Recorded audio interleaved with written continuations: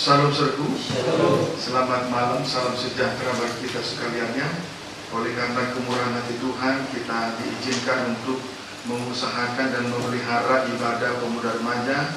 Semua karena kemurahan Tuhan, dan kita mohonkan kemurahan kasih dan kemurahannya, supaya kiranya Tuhan memberkati kita lewat firman yang dibukakan. Saya juga tidak lupa menyapa anak-anak Tuhan, umat Tuhan, pemuda remaja, bahkan hamba-hamba Tuhan yang sedang mengikuti pemberitaan firman Tuhan lewat live streaming video internet, YouTube, Facebook, di dalam maupun luar negeri, dimanapun Anda berada.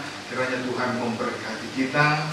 Sekali lagi, mari kita mohonkan kemurahan Tuhan supaya lewat pembukaan firman kita dipulihkan hidup, ibadah, segala sesuatu dipulihkan, berkat berkelimpahan menjadi kehidupan kita.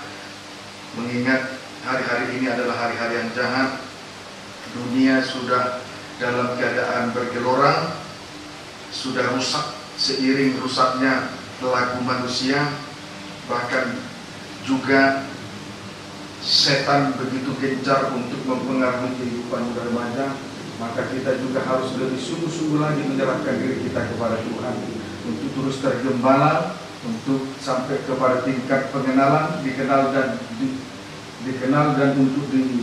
mengenal dan untuk dikenal. Nanti puncaknya nanti sampai kepada kita dibawa kepada tingkat kedewasaan, yaitu hubungan kasih dengan Tuhan. Puji Tuhan, segera saja kita memperhatikan firman penggembalaan untuk ibadah pemuda remaja dari Kejadian pasal 41 ayat 50 sampai dengan ayat 52. Silakan. Demikian firman Tuhan. Sebelum datang tahun kelaparan itu, lahirlah bagi Yusuf dua orang anak laki-laki yang dilahirkan oleh Asnaf, anak putra Imam Yifon. Yusuf memberi nama Manasye kepada anak sulungnya itu, sebab katanya, Allah telah membuat aku lupa sama sekali kepada kesukaranku dan kepada rumah bapakku. Dan kepada anaknya yang kedua diberinya nama Efraim, sebab katanya, Allah membuat aku mendapat anak dalam negeri kesengsaraanku. Puji Tuhan.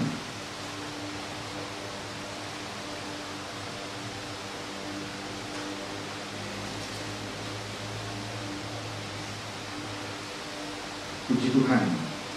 Sebelum datang 7 tahun kelaparan itu, lahirlah bagi Yusuf dua orang anak laki-laki yang sulung. Anak yang sulung bernama Manasye, anak yang kedua bernama Efraim. Anak yang sulung bernama Manasye, anak yang kedua bernama Efraim. Selanjutnya kita akan mengikuti dan memperhatikan arti rohani dari nama kedua anak laki-laki Yusuf tersebut. Diawali dari Manasye, diawali dari anak yang sulung, yaitu Manasye. Manasye artinya Allah telah membuat Yusuf lupa sama sekali terhadap dua perkara. Manasye artinya Allah telah membuat Yusuf lupa sama sekali terhadap dua perkara, yaitu satu, Yusuf lupa kepada kesukarannya. Yusuf lupa kepada kesukarannya. Dua, Yusuf lupa kepada rumah bapaknya. Satu, Yusuf lupa kepada kesukarannya. Dua, Yusuf lupa kepada rumah bapaknya. Puji Tuhan.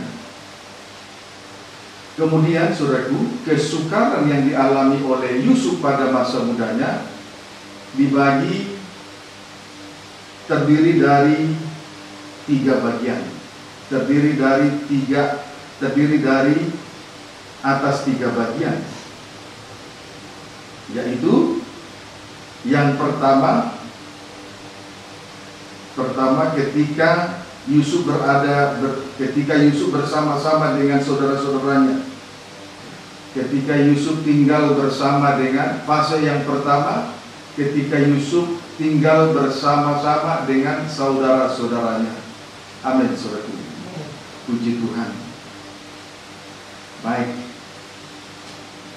Hal itu ditulis dengan jelas di dalam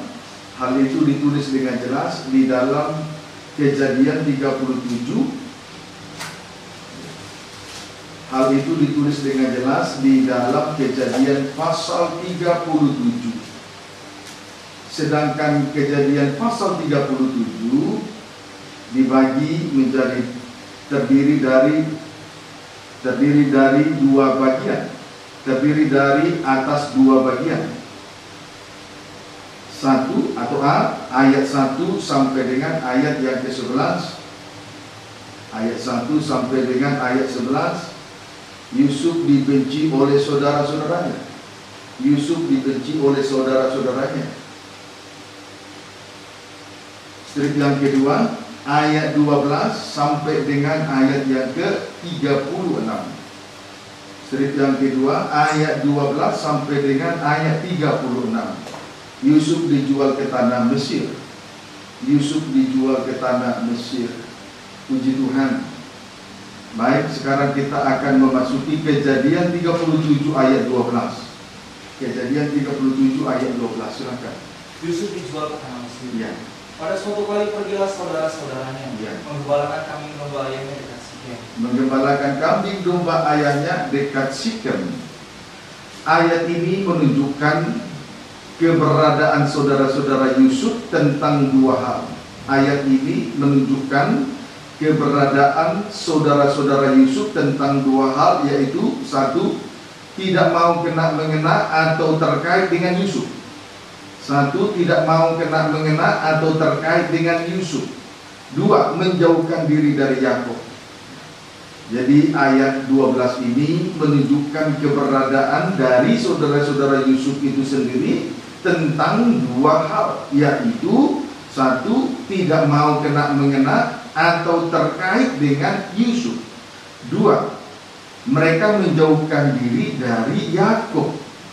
Menjauhkan diri dari Yakub. Pertanyaannya, mengapa mereka bertindak demikian? Pertanyaannya, mengapa saudara-saudara Yusuf bertindak demikian? Jawabnya, sebab mereka adalah gembala-gembala yang hatinya tidak bersih. Jawabnya, sebab mereka adalah gembala-gembala yang hatinya tidak bersih. Maksudnya, hati mereka, strip pertama, strip pertama penuh dengan kebencian. Strip yang kedua penuh dengan amarah. Strip yang ketiga penuh dengan hawa nafsu. Amin, saudaraku. Ya, jawabnya, sebab mereka adalah gembala-gembala yang hatinya tidak bersih. Maksudnya hati mereka penuh dengan kebencian, hati mereka penuh dengan amarah, kemudian hati mereka penuh dengan hawa nafsu. Puji Tuhan, sebetulnya kebencian dan amarah saudara-saudara Yusuf tersebut diketahui oleh Yakub. Sebetulnya kebencian dan amarah saudara-saudara Yusuf tersebut itu diketahui oleh Yakub. Puji Tuhan. Coba baca dulu ayat 11. Maka iri hatilah saudara-saudaranya kepadanya. Iri hatilah saudara-saudaranya kepadanya, terus. Tetapi ayahnya menyimpan hal itu dalam hatinya. Ya, tetapi ayahnya menyimpan hal itu dalam hatinya. Tetapi ayahnya menyimpan hal itu di dalam hatinya. Jadi sebetulnya Yakub tahu kebencian dan kejahatan, bahkan iri hati dari saudara-saudara Yusuf itu sendiri. Amin. Puji Tuhan. Iya. Baik. Sekarang ayat 13. Lalu Israel berkata kepada Yusuf, Ya. bukankah saudara-saudaramu menggembalakan kambing domba dekat Sikem? Ya. Marilah engkau kusuruh kepada mereka. Sahut Yusuf, ya Bapa. Puji Tuhan. Yakub tahu tentang kebencian saudara-saudara Yusuf, tetapi Yakub tetap saja menyuruh Yusuf kepada saudara-saudaranya. Jadi sekalipun Yakub tahu tentang kebencian saudara-saudara Yusuf, namun Yakub tetap saja menyuruh Yusuf kepada saudara-saudaranya. Amin, saudaraku. Namun Yakub tetap saja menyuruh Yusuf kepada saudara-saudaranya. Puji Tuhan. Sebab itu Yakub berkata, marilah engkau kusuruh kepada mereka. Kemudian sahut Yusuf, ya Bapa, ya Bapa. Puji Tuhan. Coba baca sejenak Kejadian 37 ayat 2. Inilah riwayat keturunan Yakub. Ya. Yusuf tatkala berumur 17 tahun, Ya. jadi masih muda, dia mengembalakan kambing domba Ya. bersama-sama dengan saudara-saudaranya, Ya. anak-anak Bilha dan Ya. Zilpa, kedua istri ayahnya. Terus? Dan Yusuf menyampaikan kepada ayahnya kabar tentang kejahatan saudara-saudaranya. Puji Tuhan. Jadi juga Yusuf sebetulnya mengetahui, Yusuf juga mengetahui kejahatan-kejahatan daripada saudara-saudaranya. Yusuf juga mengetahui kejahatan daripada saudara-saudaranya. Namun terhadap kejahatan saudara-saudaranya, Yusuf tutup mata. Tetapi terhadap kejahatan saudara-saudaranya itu, Yusuf tutup mata. Sebab ia memandang kepada Tuhan Allah sebagai Bapa yang baik. Tutup mata sebab ia memandang kepada Tuhan Allah sebagai Bapa yang baik. Amin, saudaraku. Puji Tuhan. Kisah Rasul 2 ayat 25. Kisah Rasul 2 Kisah Rasul 2 ayat 25.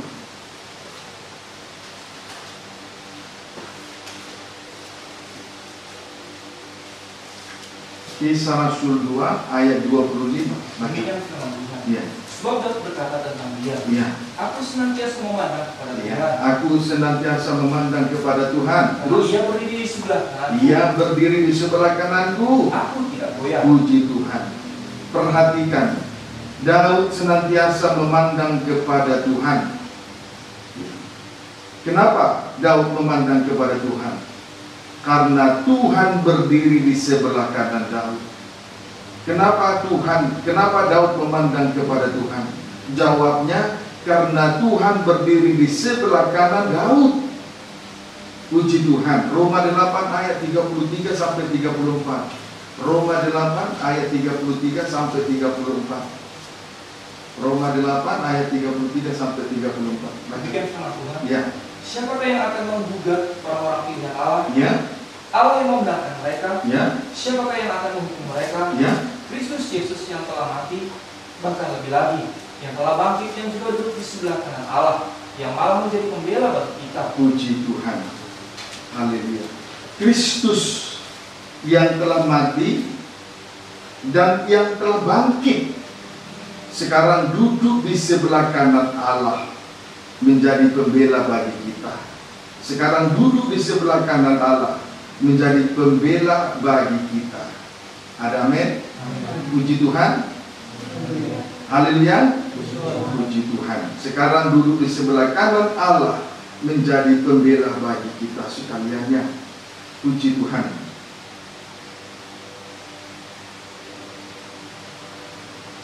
Baik.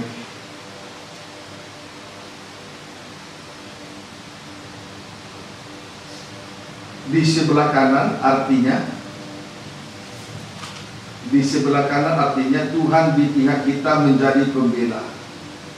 Di sebelah kanan artinya Tuhan di pihak kita menjadi pembela. Mazmur 118 ayat 5 terlebih dahulu. Mazmur 118 ayat 5 terlebih dahulu.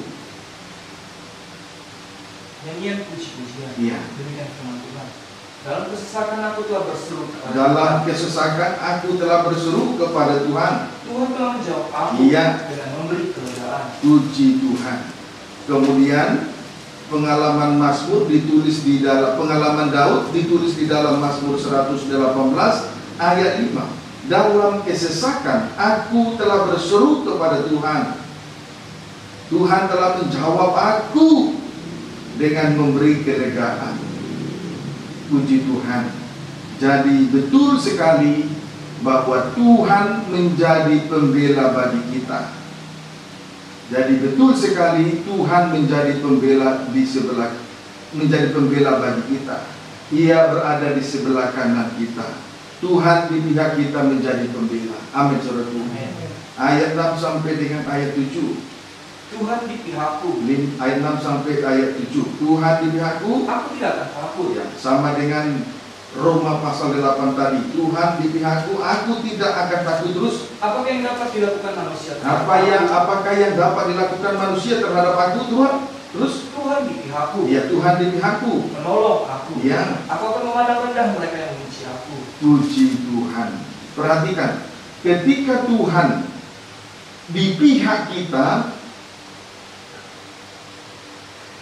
Tuhan di pihak kita, maka dua hal yang kita alami. Satu, ketika Tuhan di pihak kita, maka dua hal yang akan kita alami. Satu, kita tidak akan takut. Satu, tidak mengalami ketakutan atau tidak akan takut. Praktek tidak takut,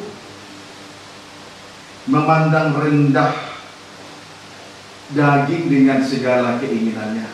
Memandang rendah daging, memandang rendah seteru, itulah daging dengan segala keinginannya. Amin, saudaraku.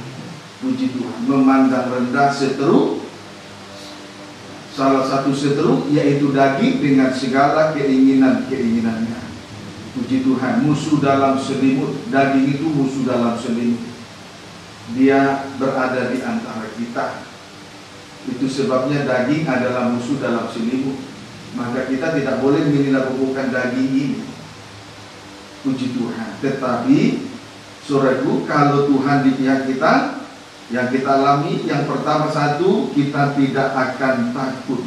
Praktek tidak takut, memandang rendah salah satu seteru, itulah daging dengan segala keinginannya. Memandang rendah daging dengan segala keinginannya. Amin, saudaraku. Puji Tuhan. Dua,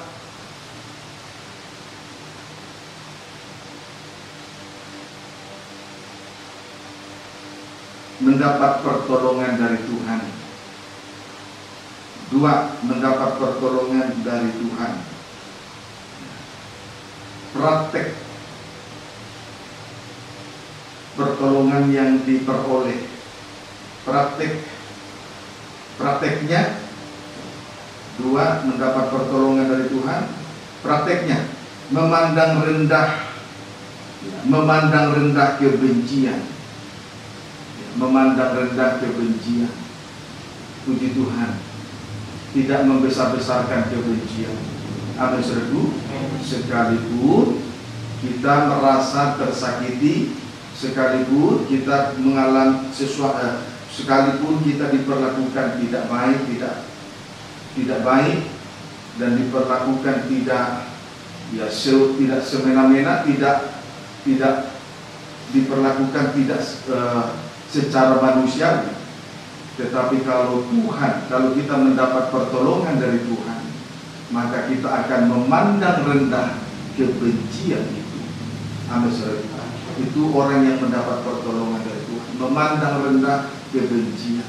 Jadi sekalipun kita dianggap sepele dan dianggap remeh, namun kalau kita mendapat pertolongan dari Tuhan, kita memandang rendah kebencian, tidak membesar-besarkan kebencian. Amin, saudara. Itu tanda bahwa seseorang mendapat pertolongan dari Tuhan. Puji Tuhan. Kemudian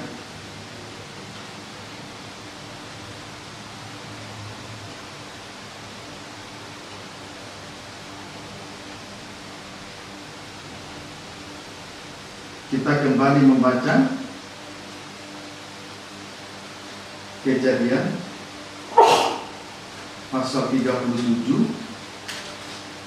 ayat 13.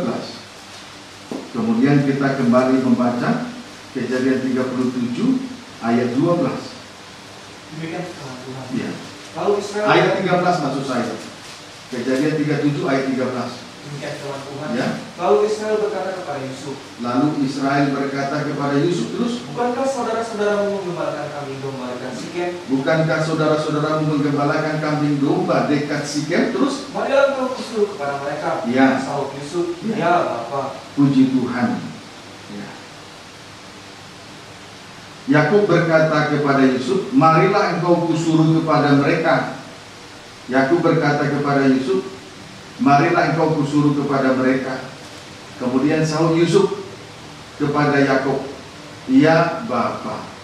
Kemudian sahut Yusuf kepada Yakub, "Ya Bapa." Puji Tuhan, sebetulnya Yusuf sadar bahwa ia tidak disukai dan dibenci oleh saudara-saudaranya oleh karena jubah yang maha indah dan mimpi-mimpinya itu. Amin, saudaraku. Namun ia tetap menjawab Yakub bapaknya. Namun Yusuf tetap menyahut Yakub bapaknya, "Ya Bapa." Sekalipun Yusuf sadar bahwa ia tidak disukai dan dibenci oleh saudara-saudaranya oleh karena jubah yang maha indah dan oleh karena mimpi-mimpinya tersebut. Puji Tuhan. Roma 8 ayat 14 sampai 15. Roma 8 ayat 14 sampai dengan ayat 15.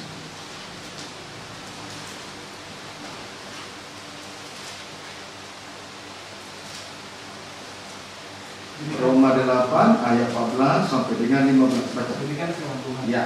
Semua orang yang dipimpin Roh Allah. Semua orang yang dipimpin Roh Allah terus adalah anak Allah. Ya, adalah anak-anak Allah. Terus sebab kamu tidak menerima roh perbudakan. Tidak menerima roh perbudakan Ya, atau bebas dari perhambaan dosa.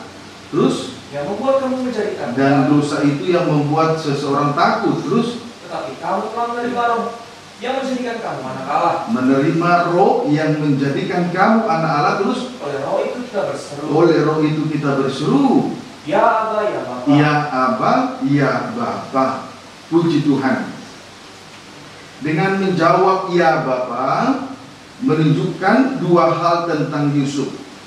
Dengan menjawab ya Bapa, dengan menjawab ya Bapa menunjukkan dua hal tentang Yusuf. Yang pertama, Yusuf mendengar suara Roh Kudus. Yusuf mendengar suara Roh Kudus dan tidak takut sekalipun ia dibenci dan tidak disukai oleh karena iri hati saudara-saudaranya. Jadi yang pertama, Yusuf mendengarkan suara Roh Kudus dan ia tidak takut sekalipun ia dibenci oleh saudara-saudaranya. Amin, saudara. Ia tidak takut sekalipun ia dibenci oleh saudara-saudaranya. Sebab yang membuat seseorang menjadi takut bukan salib yang dia pikul, tetapi adalah dosa.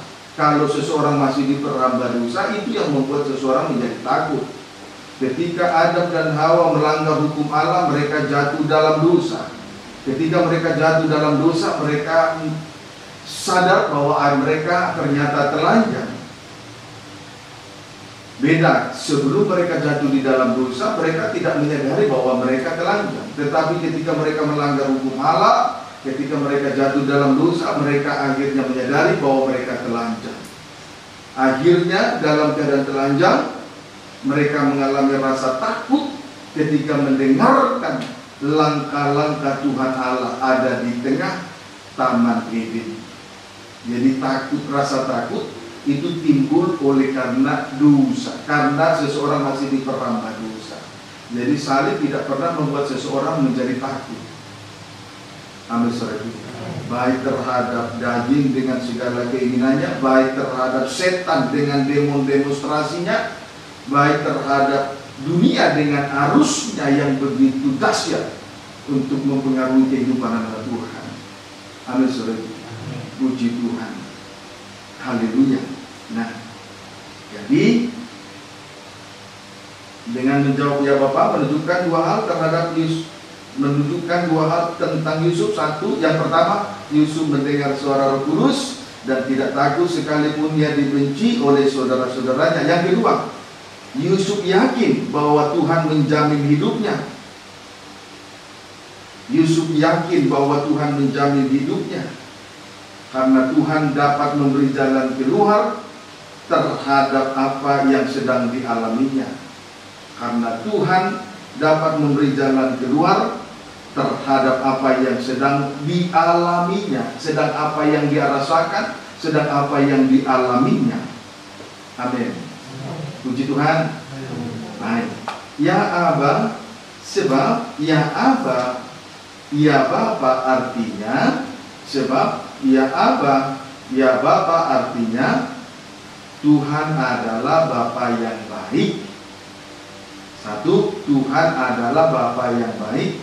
Dua, Tuhan adalah Bapa yang memelihara anak-anaknya.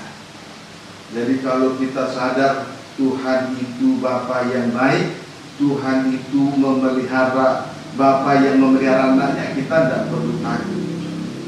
Amin, saudaraku. Kita tidak perlu takut soal apapun, termasuk masa depan. Puji Tuhan.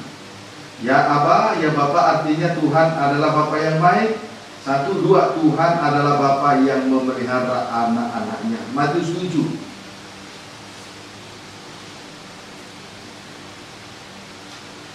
Matius 7 ayat 9 sampai dengan 10. Baca. Kau pernah berdoa. Demikian firman Tuhan. Sebentar ya.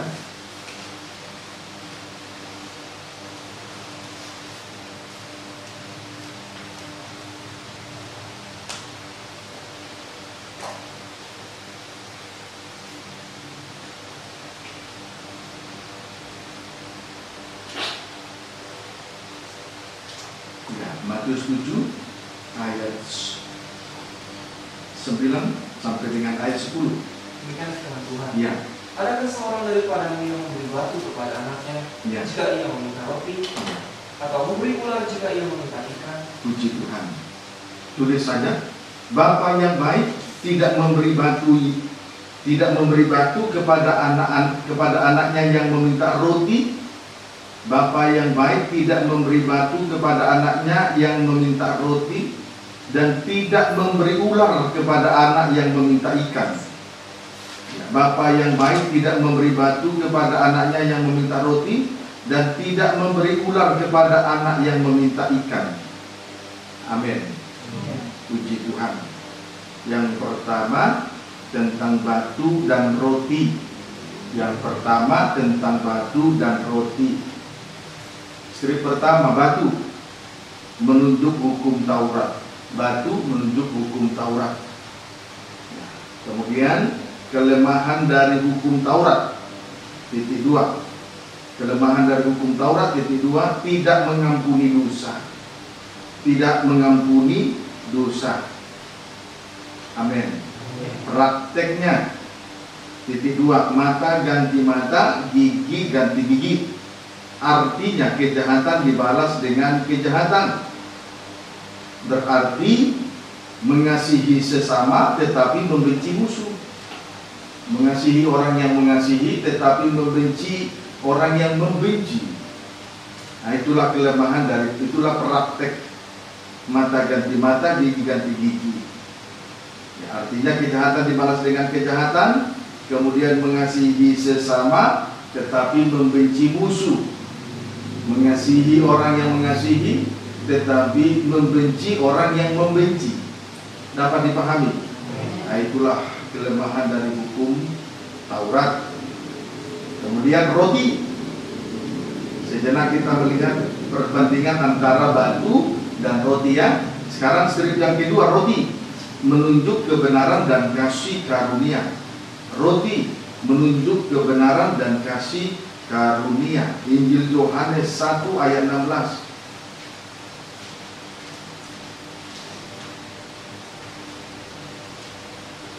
Ya, baca. Demikian firman Tuhan. Ya. Karena dari kepenuhannya kita semua telah menerima kasih karunia dari kasih karunia.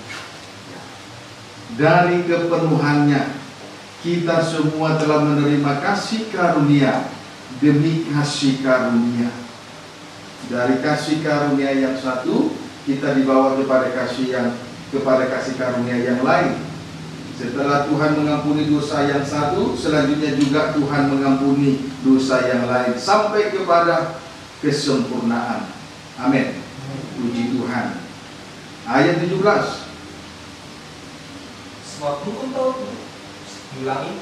hukum Taurat diberikan oleh Musa, Ya. tetapi kasih karunia dan kebenaran datang oleh Yesus Kristus. Ya. Puji Tuhan. Hukum Taurat diberikan oleh Musa, tetapi kasih karunia dan kebenaran datang oleh Yesus Kristus. Hukum Taurat diberikan oleh Musa, tetapi kasih karunia dan kebenaran datang oleh Yesus Kristus. 1 Petrus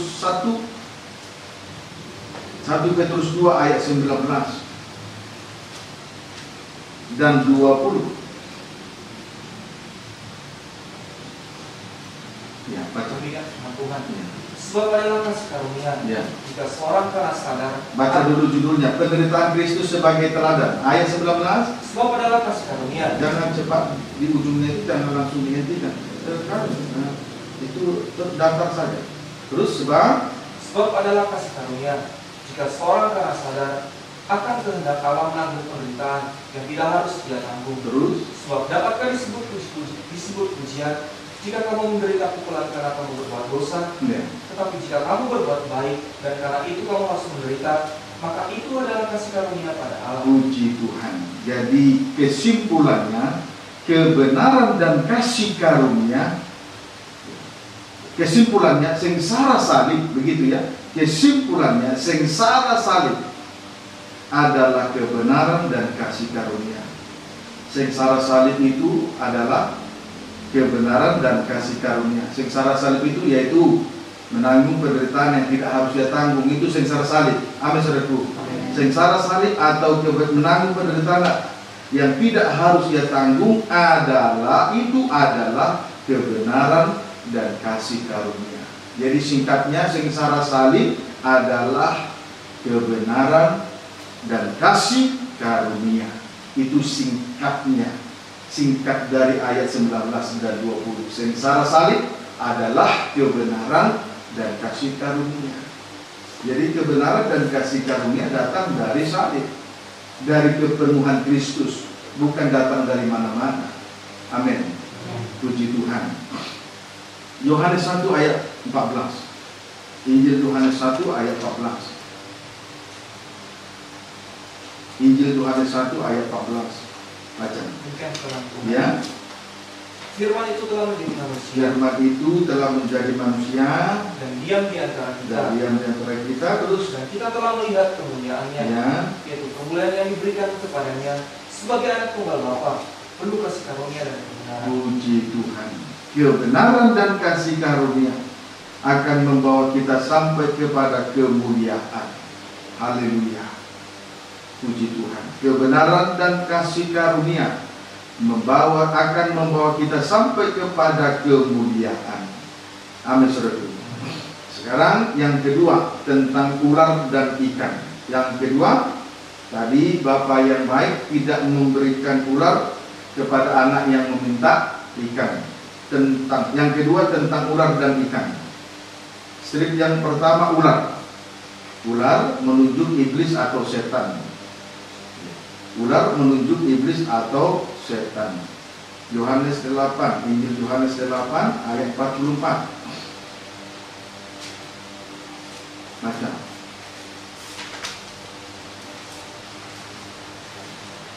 Berikan firman Tuhan. Ya.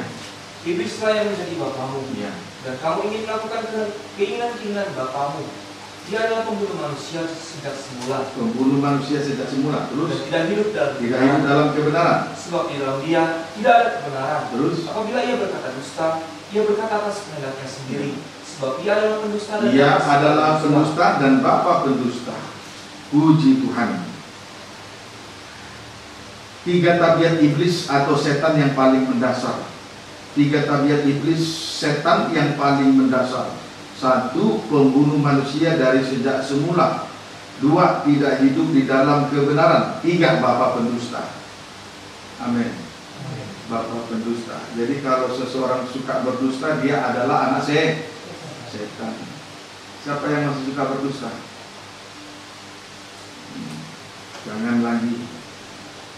3 tabiat setan yang paling mendasar. 1, pembunuh manusia dari sejak semula. 2, tidak hidup dalam kebenaran. 3, bapa pendusta.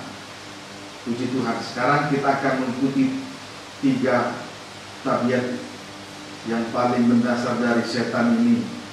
Praktek membunuh. Jadi pertama, praktek membunuh.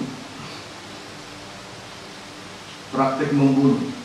Titik 2, melilit atau mengikat dan meracuni manusia dengan dosa kejahatan dan dosa kenajisan. Praktek membunuh dari setan yaitu melilit atau mengikat dan membelenggu serta meracuni manusia dengan dosa kejahatan dan dosa kenajisan. Itu praktek membunuh. Amin. Praktek membunuh dari setan. Strip yang kedua, praktek tidak hidup di dalam kebenaran. Praktek tidak hidup di dalam kebenaran. Sebelum kita melihat praktek yang kedua ini, saya mengingatkan yang masih terbelenggu, terikat dengan dosa, barangkali merasa sangat sukar sekali melepaskan diri dari dosa kejahatan, dari dosa kenajisan. Mari kita belajar dari pribadi Yusuf. Malam ini kiranya Tuhan menolong kehidupan kita masing-masing. Amin. Puji Tuhan, supaya kita mempunyai keberanian untuk berdiri menghadap tahta kasih karunia. Puji Tuhan. Haleluya. Kemudian praktek tidak hidup di dalam kebenaran dari setan, yaitu menolak ajaran salib, yaitu kebenaran dan kasih karunia. Praktek tidak hidup dalam kebenaran, menolak ajaran salib, yaitu kebenaran dan kasih karunia. Amin. Saudara. Di luar salib tidak ada lagi kebenaran. Di luar salib tidak ada kemurahan dari Tuhan. Kita tidak akan memperoleh kemurahan. Tetapi itulah yang sedang dilancarkan oleh setan. Praktek tidak hidup dalam kebenaran, menolak ajaran salib. Menolak ajaran salib. Puji Tuhan, kalau di tengah ibadah salib tidak ditegakkan, itulah cara setan, itulah praktek setan untuk membunuh manusia, sidang jemaat Tuhan di dalam rumah Tuhan. Amin. Puji Tuhan. Kemudian praktek dusta. Praktek dusta. Mengajarkan firman yang ditambahkan dan firman yang dikurangkan di tengah-tengah ibadah pelayanan. Praktek dusta. Mengajarkan firman yang ditambahkan dan firman yang dikurangkan di tengah ibadah pelayanan. Nah, itu praktek dusta dari setan. Amin. Setan sangat pandai sekali dalam hal berdusta. Praktek dusta, mengajarkan firman yang ditambahkan dan firman yang dikurangkan. Ditambahkan, firman yang ditambahkan, menyampaikan 2-3 ayat firman Allah, lalu ditambahkan dengan dongeng-dongeng, cerita-cerita isapan jempol, tahayu-tahayu dan sebagainya. Menyampaikan 2-3 ayat firman, lalu ditambahkan dengan cerita-cerita isapan jempol, lucu-lucu, dongeng-dongeng, tahayu-tahayu. Amin. Kemudian firman yang dikurangkan. Dikurangkan artinya pengajaran salib diganti dengan 2 hal, yaitu strip pertama tanda-tanda heran ataupun mujizat-mujizat. Strip yang kedua diganti, pengajaran salib diganti dengan teologi kemakmuran. Artinya orang Kristen tidak boleh miskin, harus kaya. Artinya orang Kristen tidak boleh miskin, harus kaya. Dapat dipahami? Puji Tuhan. Haleluya. Itulah praktek dusta. Mengajarkan firman yang ditambahkan dan firman yang dikurangkan. Firman ditambahkan, menyampaikan 2-3 ayat firman, lalu ditambahkan cerita-cerita isapan jempol, ditambahkan dengan dongeng-dongeng, tahayu-tahayu, serta melucu-melucu. Kemudian firman yang dikurangkan, pengajaran salib diganti dengan tanda-tanda heran ataupun mujizat-mujizat. Mujizat, tapi salib tidak ditegakkan. Kemudian pengajaran salib diganti dengan teologi kemakmuran. Artinya orang Kristen tidak boleh miskin, harus kaya. Puji Tuhan. Haleluya. Itulah tentang praktek dusta. Sekarang ikan. Step yang kedua ikan. Menunjuk Roh El Kudus. Injak ikan menuju kepada Roh El Kudus. Ya, tabiat dari Roh El Kudus ada 7. Tabiat dari Roh El Kudus ada 7. 1, penolong, menyertai, penghibur. 1 penolong, 2 menyertai, 3 penghibur, 4 mengajar, 5 mengingatkan. Itu semuanya tertulis di dalam Injil Yohanes 14, Injil Yohanes 14 ayat 16, ayat 17 dan ayat 26. Amin. Kemudian yang kelima, yang keenam, menginsafkan. Yang ketujuh, memimpin. Kedua hal ini ditulis dalam Injil Yohanes 16 ayat 8 dan ayat 13. Injil Yohanes 16 ayat 8 dan ayat 13. Amin. Puji Tuhan. Jadi Roh ikan menuju kepada Roh El Kudus. Tabiat dari Roh El Kudus ada 7. 1 penolong, 2 menyertai, 3 penghibur, 4 mengajar, 5 mengingatkan, 6 menginsafkan, 7 memimpin. Puji Tuhan. 1 Yohanes 2 ayat 27.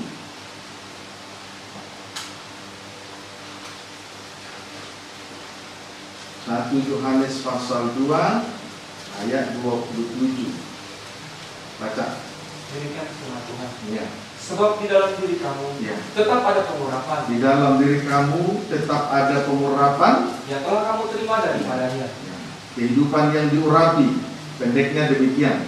Selanjutnya, karena itu tidak perlu kamu diajar oleh orang lain. Kehidupan yang diurapi Roh El Kudus tidak perlu diajar oleh orang lain. Terus, tetapi sebagaimana pengurapannya mengajar kamu tentang segala sesuatu, dan pengajarannya itu benar, tidak dusta. Terima kasih. Kehidupan yang diurapi Roh Kudus tidak perlu diajar orang lain,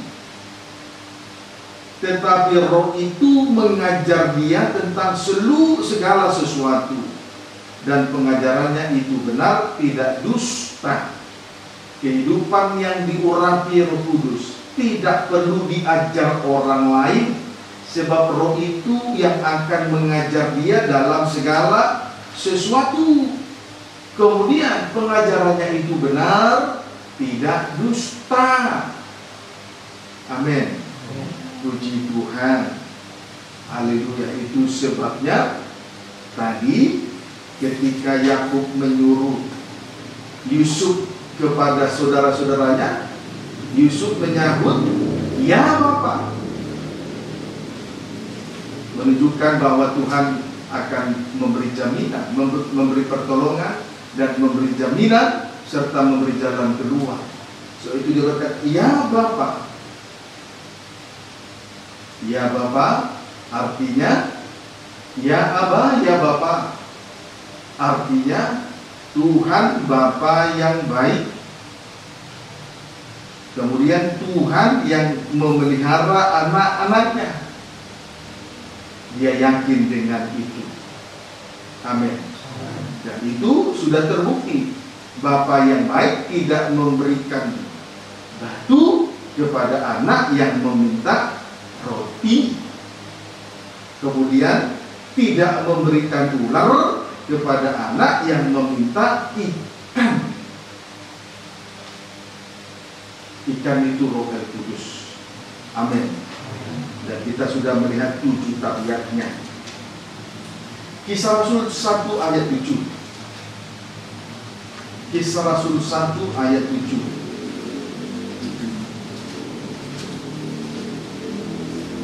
Baca. Yesus terangkan ke saudara. Ya, sampai ayat 8. Demikian firman Tuhan. Ya. Jawabnya, engkau tidak perlu mengetahui masa dan waktu Ya. yang ditetapkan Bapa sendiri menurut kuasanya. Ya. Tetapi kamu akan menerima kuasa Kamu akan menerima kuasa. kalau Roh Kudus turun ke atas kamu, Ya. dan kamu akan menjadi saksiku Ya. di Yerusalem, dari seluruh Yudea dan Samaria dan sampai ke ujung. Puji Tuhan. Kehidupan yang diurapi Roh El Kudus akan menerima kuasa dan menjadi saksi. Kehidupan yang diurapi Roh El Kudus akan menerima kuasa dan menjadi saksi. Antara lain, step pertama di Yerusalem. Di Yerusalem menunjuk ibadah pelayanan, menjadi kesaksian di Yerusalem. Itulah ibadah dan pelayanan. Jadi antara imam yang satu dengan imam yang lain saling memberi suatu kesaksian, saling membangun, saling melengkapi satu dengan yang lain. Amin. Strip yang kedua, Yudea menunjuk kerohanian yang masih kanak-kanak, menjadi kesaksian kepada kerohanian yang masih kanak-kanak, itu Yudea. Strip yang ketiga, Samaria menjadi kesaksian Samaria menuju kehidupan yang masih jauh dari Tuhan. Samaria menuju kehidupan yang masih jauh dari Tuhan. Puji Tuhan. Berarti menjadi kesaksian terhadap mereka yang masih jauh dari Tuhan. Ujung bumi berarti menjadi kesaksian terhadap mereka yang tidak mengenal Allah yang hidup. Ujung bumi berarti menjadi kesaksian terhadap mereka yang tidak mengenal Allah yang hidup. Tadi Yerusalem menjadi kesaksian di tengah ibadah dan pelayanan. Samaria menjadi kesaksian terhadap mereka di Yudea menjadi kesaksian terhadap anak-anak Tuhan kanak-kanak rohani. Kemudian Samaria menjadi kesaksian terhadap mereka yang masih jauh dari Tuhan. Kemudian ujung bumi menjadi kesaksian terhadap mereka yang tidak mengenal Allah yang hidup. Itulah kehidupan yang diurapi Roh Kudus, menerima kuasa dan menjadi saksi. Di Yerusalem berarti menjadi kesaksian terhadap mereka yang beribadah dan melayani kepada Tuhan. Kemudian Yudea berarti menjadi kesaksian terhadap mereka yang masih kanak-kanak rohani. Samaria berarti menjadi kesaksian terhadap mereka yang masih jauh dari Tuhan. Ujung bumi berarti menjadi kesaksian terhadap mereka yang tidak mengenal Tuhan, Allah yang hidup. Puji Tuhan. Kesimpulannya, ketika Yusuf menyahut ya Bapa kepada Yakub, Yusuf yakin kebenaran dan kasih karunia dapat mengalahkan kekerasan hati saudara-saudaranya. Kemudian, yang kedua, pertolongan Roh Kudus akan memimpin menyertai Yusuf dari kejahatan-kejahatan saudara-saudaranya. Amin. Kesimpulannya, ketika Yusuf berkata atau menyahut ya Bapa kepada Yakub, Yusuf yakin bahwa pertama, kebenaran dan kasih karunia dapat mengalahkan kekerasan hati saudara-saudaranya. Yang kedua, pertolongan Roh Al Kudus memimpin menyertai Yusuf dari kejahatan saudara-saudaranya. Puji Tuhan. Itu arti ya Abba, ya Bapa. Amin, saudaraku. Puji Tuhan. Dapat dipahami? Haleluya. Puji Tuhan. Baik. 1 Korintus 1. 1 Korintus 1. Kita akan masuk lebih dalam. 1 Korintus 1 ayat 3. Demikian firman Tuhan. Ya. Salam. Ya. Kasih karunia dan damai sejahtera. Ya, kalau dibaca dari ayat 1 terlalu panjang ya. Langsung saja ayat 3. Kasih karunia dan damai sejahtera dari Allah, terus Bapa kita dan dari Tuhan Yesus Kristus menyertai kamu. puji Tuhan. Surat yang pertama kepada jemaat di Korintus, Paulus berkata, kasih karunia dan damai sejahtera dari Allah Bapa kita dan dari Tuhan Yesus Kristus menyertai kamu. Puji Tuhan. Ya. Tentu Paulus menuliskan hal ini.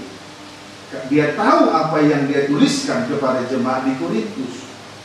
Sebab kepada jemaat di Korintus, Tuhan telah mengaruniakan karunia-karunia dan jabatan-jabatan Roh El Kudus. Itulah roh pengasihan atau jubah yang maha indah, sesuai dengan 1 Korintus 12. Amin. Kalau Rasul Paulus mengawali pernyataan yang demikian, itu karena Paulus tahu bahwa terhadap jemaat di Korintus telah dikaruniakan karunia-karunia dan jabatan-jabatan Roh El Kudus.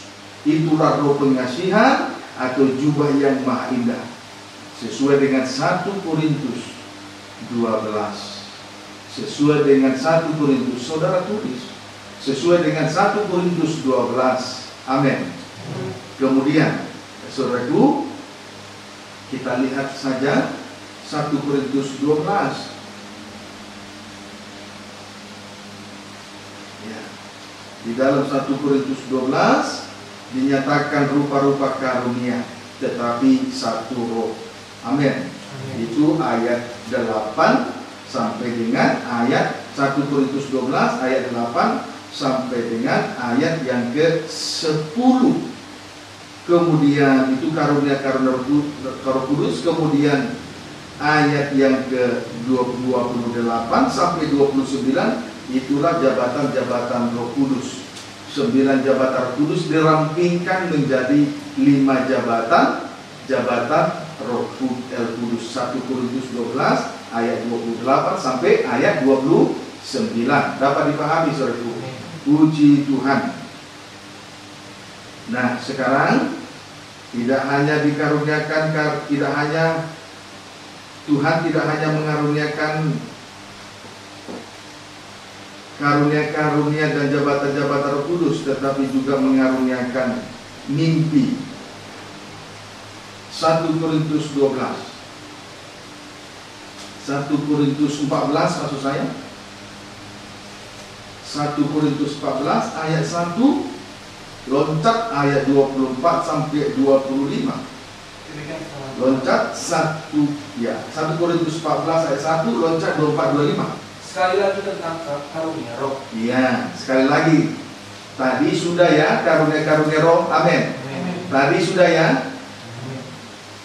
9 karunia Roh Kudus dan 9 jabatan Roh Kudus dirampingkan menjadi 5 jabatan. Sudah ya?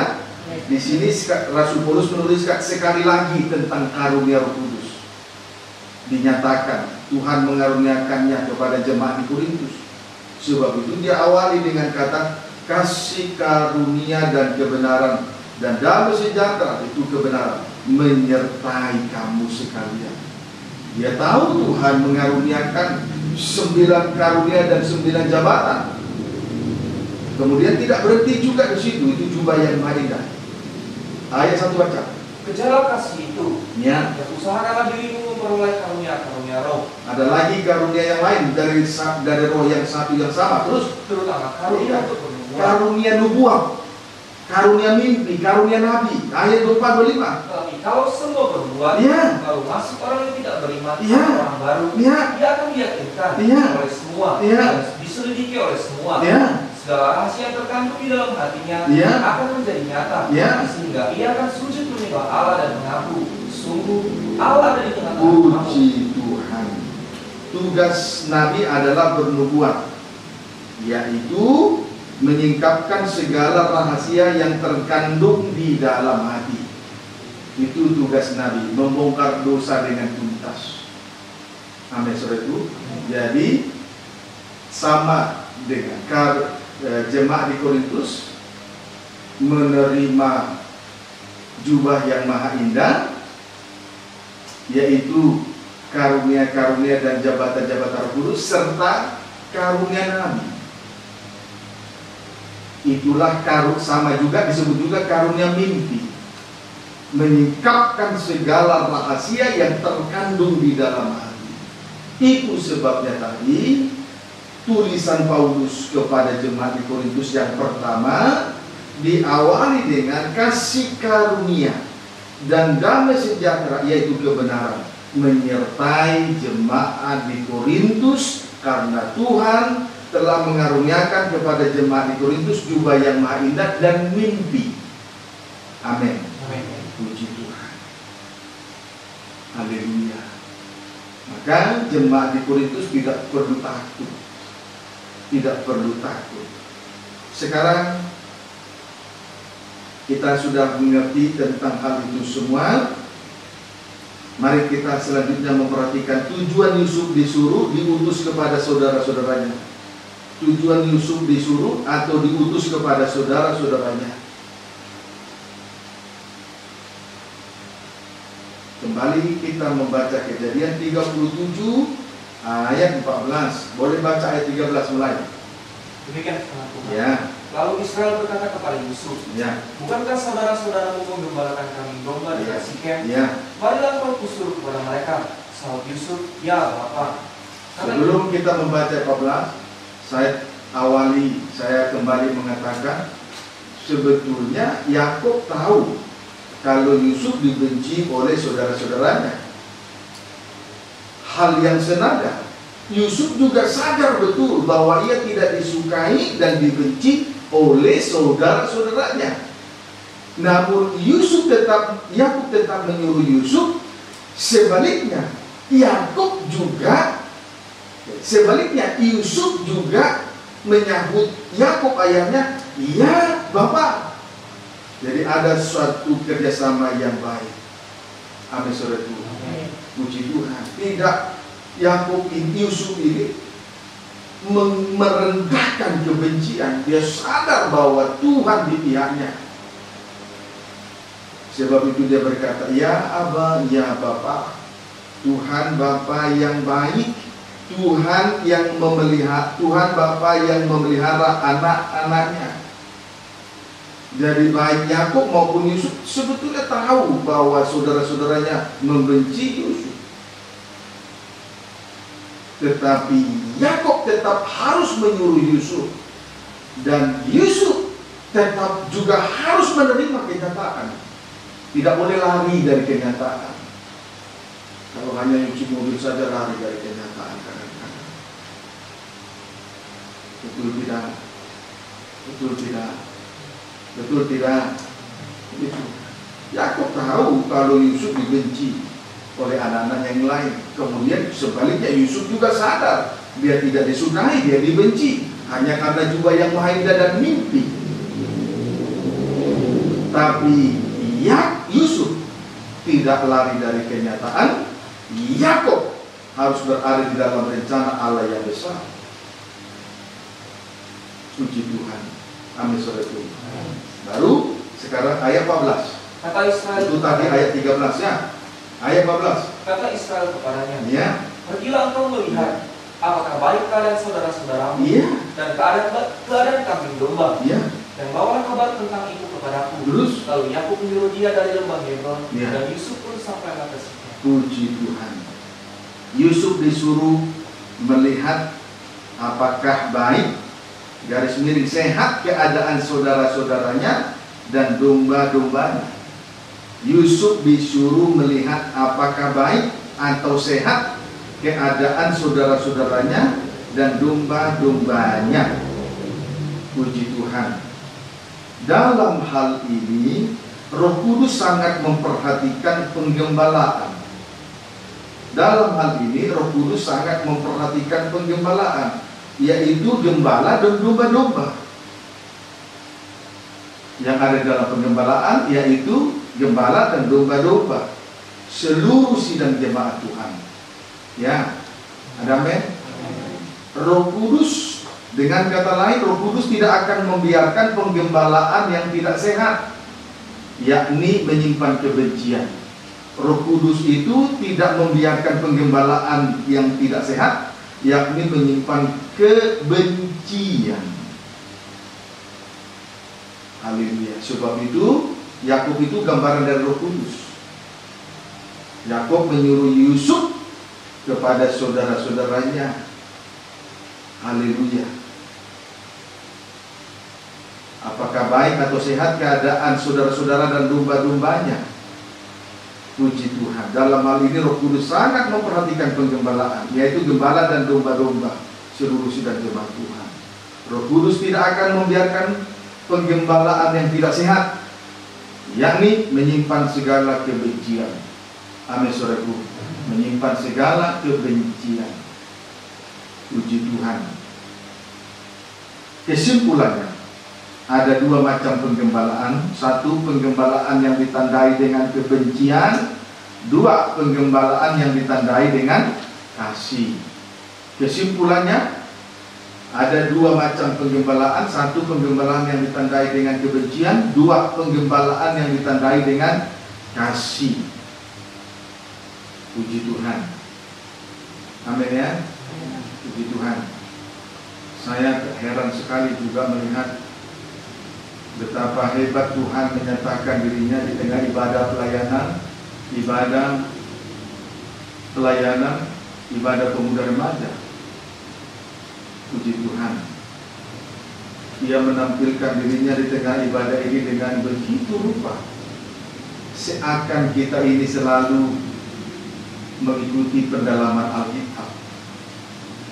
Semata-mata ini adalah ibadah pemuda remaja saja. Tetapi begitu hebat Tuhan menampilkan dirinya di tengah ibadah pemuda remaja ini. Ini yang membuat saya terkadang terheran-heran. Seakan kita ini mengikuti pendalaman Alkitab.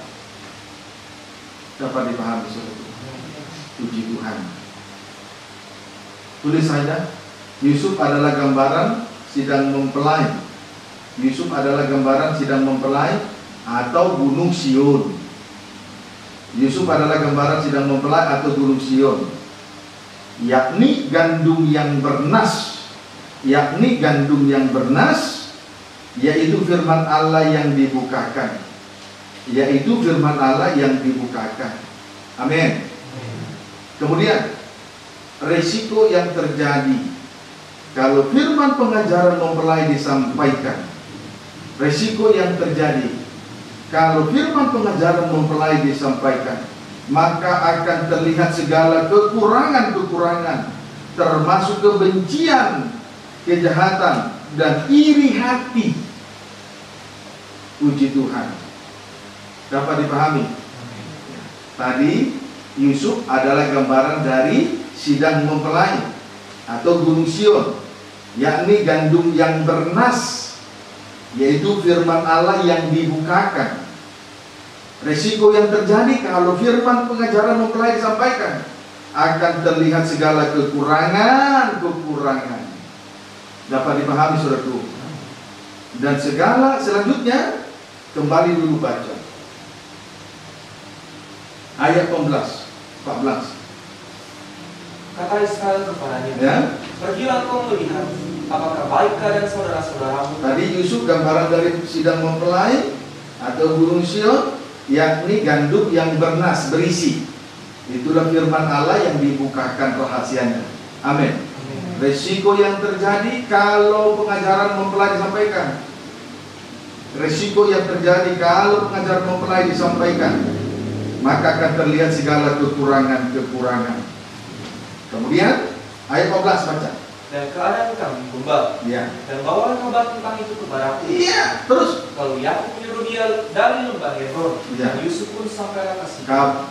dan bawalah kabar tentang itu kepadaku. Puji Tuhan.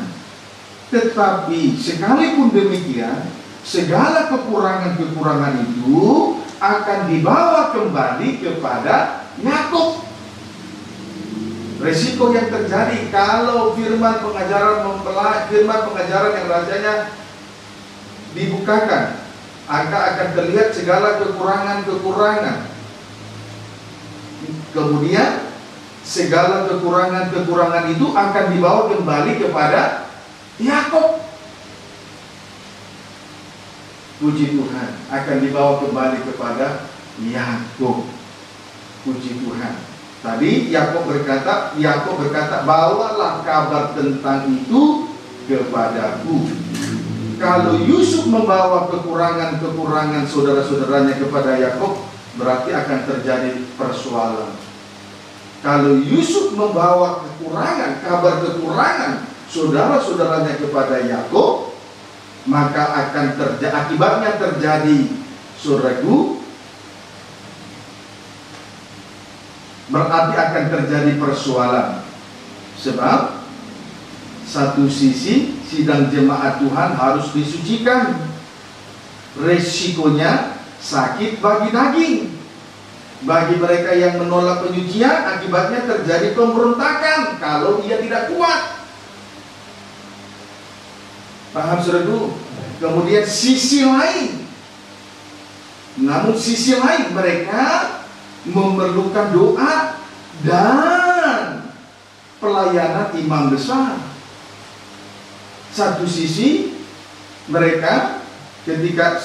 sidang jemaat Tuhan harus disucikan, resikonya sakit bagi daging, akibatnya terjadi pemberontakan kalau tidak kuat. Tapi sisi lain, sidang jemaat juga memerlukan doa dan pelayanan imam besar. Dapat dipahami saudara? Puji Tuhan. Jadi ini menimbulkan suatu persoalan yang begitu berat. Tapi itu harus dipikul oleh Yusuf. Kalau dia menyampaikan kabar mempelai, maka segala yang terselubung tersingkap. Amin. Di satu sisi sakit bagi daging. Kalau tidak kuat terjadi pemberontakan. Tapi satu sisi lain, sidang jemaat juga memerlukan doa dan pelayanan imam besar. Dapat dipahami? Lihat ya, Kejadian 37 ayat 3. Ini jadi dilema, jadi persoalan besar. Tapi Yusuf harus melakukannya. Tadi saya sudah awal di atas. Yakub tahu kok kalau Yusuf itu dibenci. Sebaliknya Yusuf sadar kalau dia dibenci saudara-saudaranya. Tapi harus terjadi. Anak dengan bapak harus kerjasama dengan baik. Dapat dipahami? Anak dengan bapak harus kerjasama dengan baik. Anak diutus ke bumi untuk melakukan kehendak Allah Bapa, sesuai dengan apa yang didengar, sesuai dengan apa yang dilihat. Puji Tuhan. Nah, ketika disampaikan pengajaran mempelai, segala kekurangan tersingkap. Nah, ini jadi persoalan besar. Kenapa? Satu sisi dosa disucikan, sakit bagi daging. Kalau tidak kuat, pemberontakan terjadi. Sisi lain, sidang jemaat butuh doa, butuh imam besar dengan pelayanannya. Jadi dilema. Siapa yang butuh doa dan pelayanan imam besar? Kita semua tentunya. Tapi lihat Kejadian 37 ayat 3. Demikian firman Tuhan. Yakub berganti nama Israel. Yakub lebih mengasihi Yusuf, terus dari semua anaknya yang lain. Terus sebab Yusuf itulah anaknya yang lahir pada masa tuanya. Ya. Dan ia menyuruh membuat jubah yang mahal bagi dia. Puji Tuhan. Jadi saudaraku, Yakub mengasihi Yusuf, kepadanya diberikan jubah yang maha indah. Yakub lebih mengasihi Yusuf, kepadanya diberikan jubah yang maha indah. Berarti mau tidak mau, penyucian harus terus berlangsung. Dan kita memang membutuhkan doa dan pelayanan imam besar, jubah yang maha indah. Doa dan pelayanan imam besar, jubah yang maha indah. Dapat dipahami saudara itu? Puji Tuhan. Itu harus terjadi. Itu harus terjadi. Tadi Kejadian 37 ayat 13 dan 14. Tuhan Yakub menyuruh Yusuf kepada saudara-saudaranya. Sebetulnya Yakub tahu bahwa anak-anak yang lain membenci Yusuf. Sebaliknya Yusuf sadar dia dibenci oleh saudara-saudaranya. Yusuf gambaran dari sidang mempelai, Gunung Sion, gandum yang berisi, firman Allah yang dibukakan, berkuasa menyingkapkan dosa yang terselubung.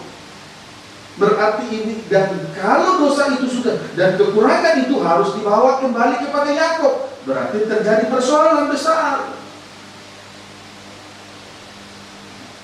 Disinilah sikap seorang gembala menentukan sikap maju atau mundur,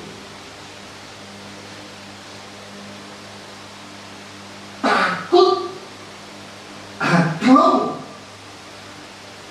tidak berani menyampaikan pengajaran mempelai. Tapi yang pasti Yakub lebih mengasihi Yusuf, dan kepadanya diberikan jubah yang maha indah.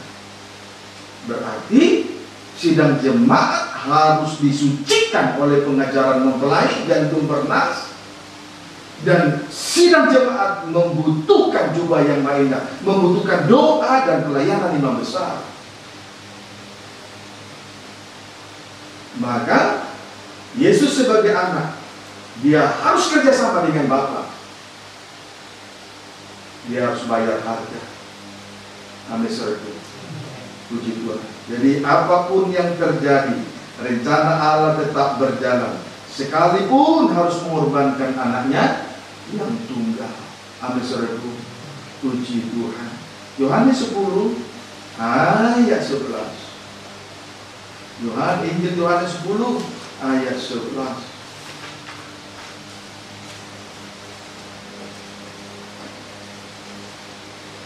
Baca. Gembala yang baik. Ya. Akulah gembala yang baik. Ya. Penggembalaan ditandai dengan dua macam. Ditandai kebencian, 1, 2 ditandai dengan kasih, ya. Sekarang kita lihat resiko yang sudah diambil oleh anak tunggal Bapa. Dia memberi diri diputus. Lihat, resiko ini harus diambil. Dia harus bayar harga. Yohanes 10 ayat 11.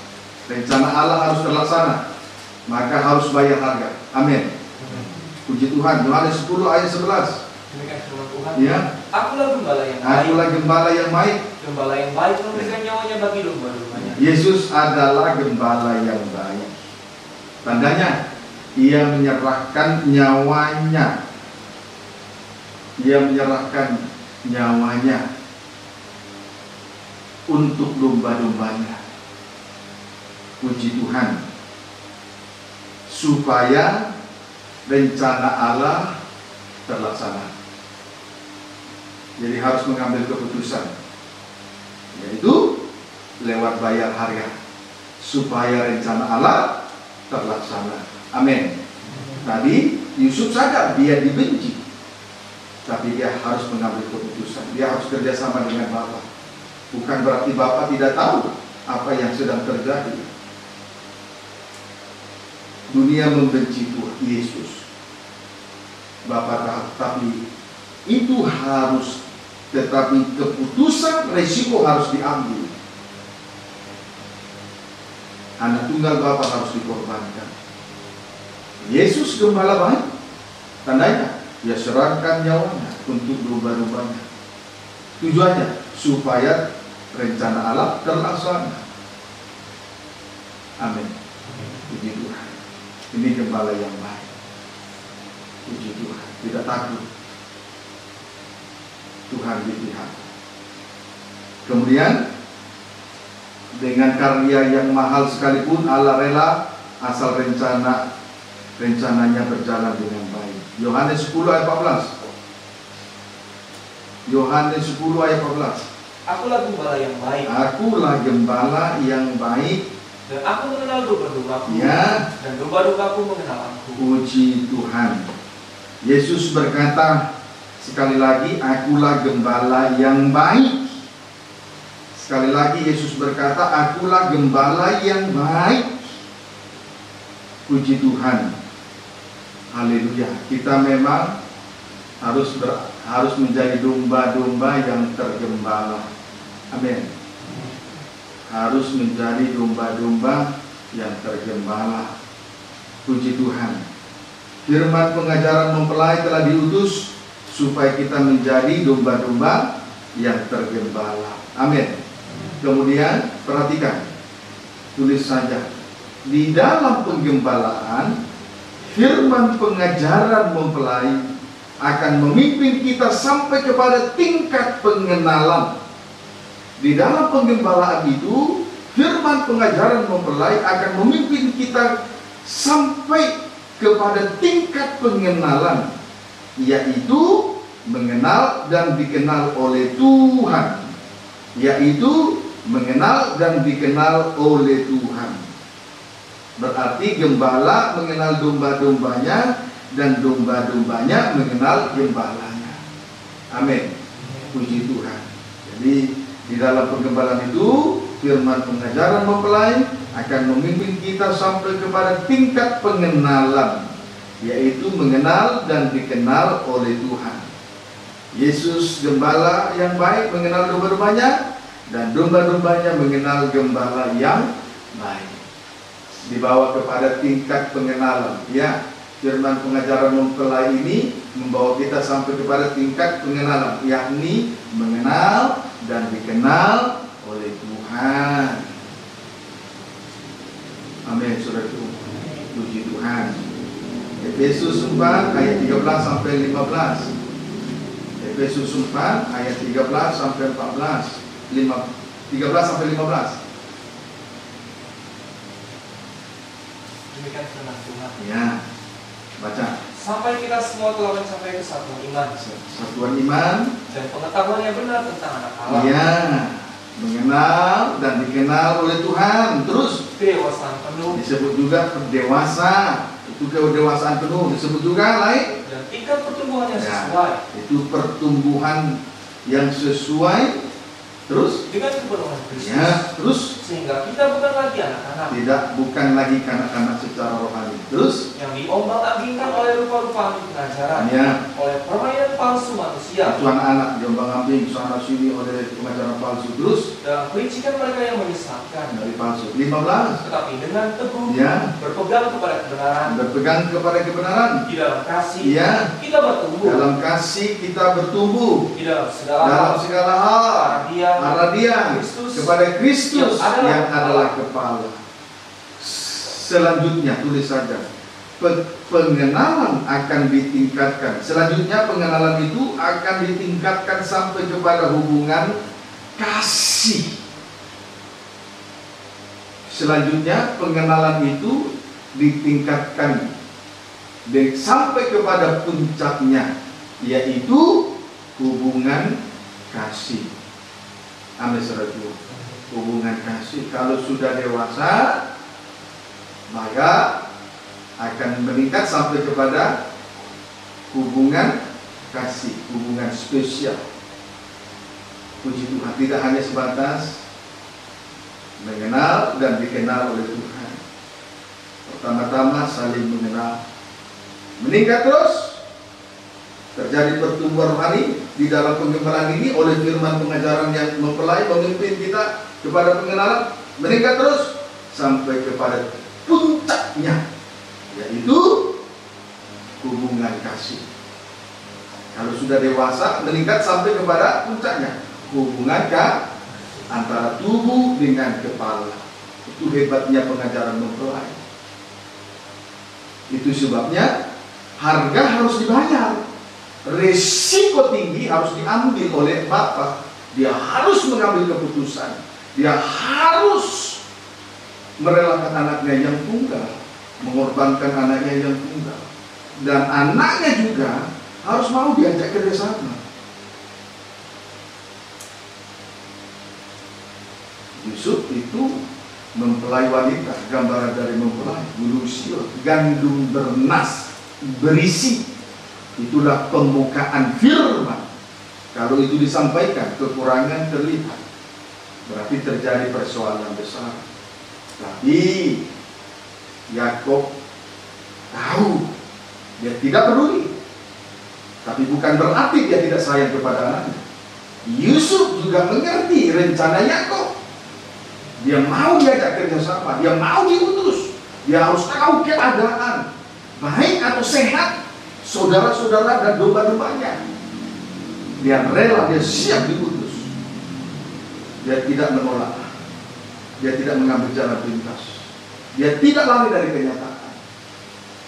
Sekalipun dia tahu Yesus anak tunggal Bapa, dia tahu bahwa dia pada saat dia turun ke bumi, dia akan ditolak oleh orang Yahudi sendiri. Tapi harus membayar harga yang mahal. Resiko harus diambil supaya rencana Allah terlaksana. Maka anak Tuhan harus mengambil keputusan antara ikut Tuhan atau tidak ikut Tuhan, Louis.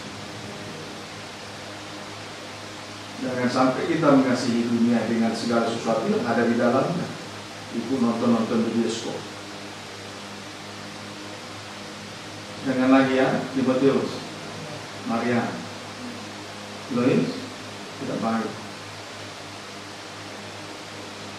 Puji Tuhan, harus ada kerjasama. Puji Tuhan, kiranya dapat dipahami. Bersyukur tidak dengan pengajaran mempelai, memimpin kita sampai kepada mengenal dan dikenal oleh Tuhan. Setelah kenalan, berjabat tangan, selanjutnya dibawa sampai kepada hubungan khusus, hubungan orang dewasa secara rohani, tubuh dengan kepala, hubungan kasih. Puji Tuhan.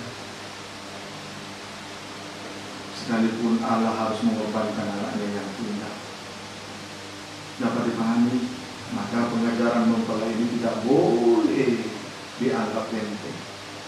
Sidang-sidang yang lain menganggap enteng, nanti resiko akan mereka tanggung. Mereka tidak tahu arah daripada pimpinan dari pengajaran mempelai, kemana kita dibawa. Dapat dipahami saudaraku. Puji Tuhan. Kidung Agung 8 ayat 8 sampai 10.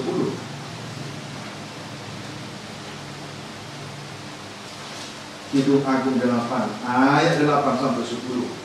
Ada mempelai perempuan dan adik. Ya, lihat mempelai perempuan. Yang kita bicarakan mempelai perempuan, berarti dewasa, bukan adiknya. Tapi di sini ada kisah mempelai perempuan dan adiknya yang masih kanak-kanak. Ayat 8. Demikian firman Tuhan. Ya.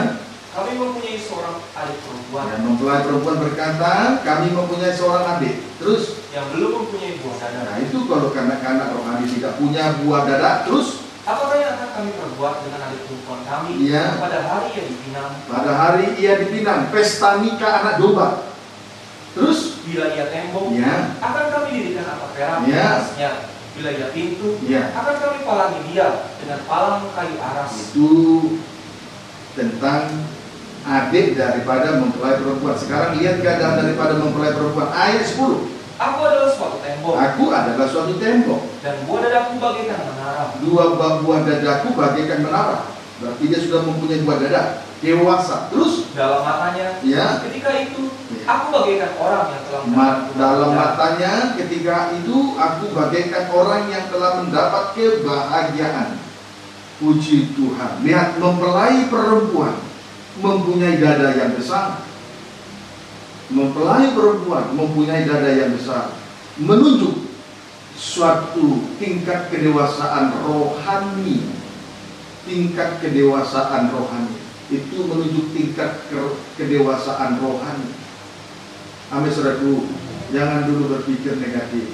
Mempelai perempuan mempunyai buah dada yang besar, menunjuk tingkat kedewasaan rohani. Puji Tuhan. Saudaraku, buah dada kalau dikaitkan dengan pola tabernakel itu terkena kepada 2 loh batu yang berisikan 10 hukum Allah. Sedangkan inti dari 10 hukum Allah adalah kasih. Istri pertama kasih kepada Tuhan, mewakili loh batu yang pertama. Kasih kepada sesama, mewakili loh batu yang kedua. Itulah gereja Tuhan, itulah mempelai perempuan Tuhan. Dewasa secara rohani, mampu mengasihi Tuhan, dan mampu mengasihi sesama. Kalau karena rohani belum sampai kepada tingkat jangankan tingkat hubungan kasih, sampai tingkat kenal mengenal saja belum.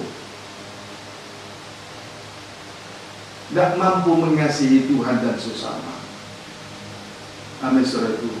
Itulah mempelai perempuan. Mempunyai dada yang besar, buah dada yang besar, menunjuk kedewasaan rohani. Kalau anak-anak tidak mempunyai buah dada, mohon maaf, anak-anak tidak mempunyai buah dada. Sedangkan mempelai perempuan mempunyai dada yang besar, menunjuk dewasa rohani. Layak untuk berada pada tingkat puncaknya, yaitu hubungan kasih dengan mempelai pria surga. Layak masuk dalam pesta di Kana domba. Puji Tuhan. Kiranya dapat dipahami dengan baik. Amin, saudaraku. Selanjutnya, selain mempunyai buah dada yang besar, itu menuju kepada kasih. Kemudian itu hubungan spesial, itu hubungan kasih tadi toh. Kemudian selanjutnya mempelai perempuan berkata, aku adalah suatu tembok. Selanjutnya mempelai perempuan berkata, aku adalah suatu tembok. Nah, itu menuju kepada iman yang kuat dan teguh. Itu menuju kepada iman yang kuat dan teguh, tidak goyah. Amin, saudaraku. Itu dewasa. Selanjutnya mempelai perempuan berkata, tadi yang pertama, aku adalah suatu tembok, menuju kepada iman yang teguh. Kemudian dalam matanya ketika itu, aku bagaikan orang yang telah mendapat kebahagiaan. Mata itu menuju kepada pelita, sama dengan terang, sama dengan pengharapan. Roh Kudus itu pengharapan. Tembok itu iman teguh. Mata adalah pelita, adalah pengharapan. Puji Tuhan, mempunyai pengharapan. Dan kalau kita mempunyai pengharapan kepada mempelai pria surga, kita mengalami kebahagiaan yang luar biasa. Amin, saudara. Puji Tuhan. Jadi kalau saya melihat, kalau kita melihat pribadi Yusuf ini, dia adalah pribadi yang luar biasa. Dia bukan pemuda biasa, dia pemuda yang luar biasa.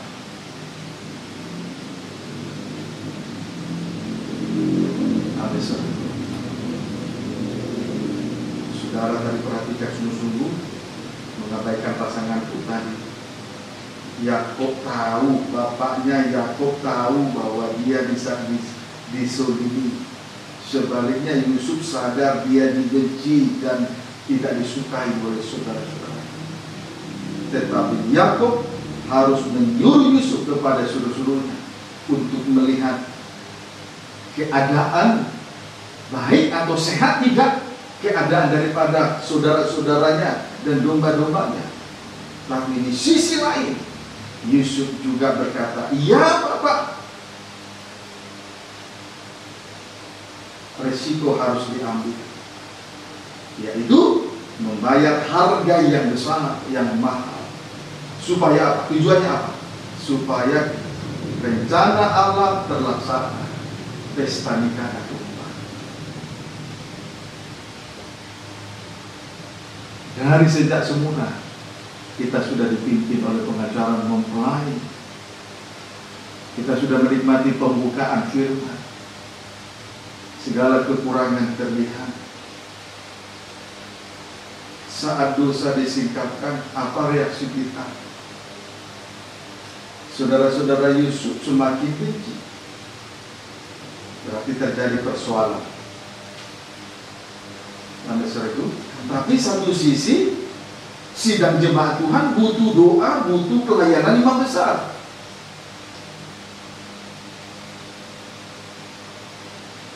Kita butuh doa dan pelayanan manusia. Tetapi dalam Kejadian pasal 37 ayat 3, Yakub mengasihi Yusuf, kepadanya diberikan jubah yang mahal. Berarti resiko harus diambil. Resiko harus diambil. Rela bayar harga. Amin saudara. Amin saudara. Nanti pengajaran mempelai akan memimpin kita kepada tingkat pengenalan. Mengenal dan dikenal oleh Tuhan. Tidak berhenti sampai di situ. Selanjutnya sampai kepada tingkat spesial hubungan kasih. Puji Tuhan, kalau kanak-kanak tidak berani mengambil risiko, bagaimana sikap kita saat kita dengar firman Allah? Ayo, tetapi saya sebagai hamba Tuhan, saya berani mengambil sikap untuk menyampaikan pengajaran mempelai. Tidak mundur sedikit pun, tidak goyah sedikit pun, apapun resikonya. Saya berharap pemuda remaja, anak-anakku sekalian harus mengambil keputusan, berani mengambil risiko, rela membayar harga yang mahal untuk memimpin kita kepada pengenalan sampai puncaknya berada dalam hubungan kasih. Dewasa rohani, mempunyai buah dada yang besar, mampu mengasihi Tuhan dan sesama. Kalau kanak-kanak saat dia susah tidak mampu mengasihi Tuhan dan sesama, tetapi dewasa secara rohani, dia dalam keadaan situasi, kondisi apapun, susah senang, dia sanggup mengasihi mempelai laki-laki surga. Kemudian dalam kesempatan yang lain dia mengatakan dua hal. Satu, aku adalah suatu tembok, menunjukkan iman yang teguh tidak goyah. Kemudian sisi lain, dalam matanya ketika itu aku bagaikan orang yang telah mendapat kebahagiaan, menunjuk pengharapan yang memberi suatu kebahagiaan. Tuhan Yesus memberkati kita sekalian.